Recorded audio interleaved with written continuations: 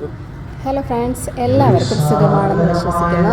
ഞങ്ങൾ തിരുവനന്തപുരത്തുകാർക്ക് ആറ്റുകാൽ പൊങ്കാലയും വെട്ടുകാട് പള്ളി പെരുന്നാളും അതുപോലെ തന്നെ ദീപാവലി ഉത്സവമൊക്കെ ഒരേപോലെ തന്നെ ആഘോഷമുള്ള കാര്യങ്ങളാണ്. അപ്പോൾ ഇപ്പോൾ നമുക്ക് ട്രിവാൻഡ്രത്ത് നടന്നുകൊണ്ടിരിക്കുന്നത് നമ്മുടെ വെട്ടുകാട് പള്ളിയിലെ പെരുന്നാളാണ്. അങ്ങനെ ഞങ്ങളും പോയിരിക്കുകയാണ് പെരുന്നാളിന്. അപ്പോൾ ഭയങ്കര രസമാണ് ഇവിടെ കാണാനായിട്ട്.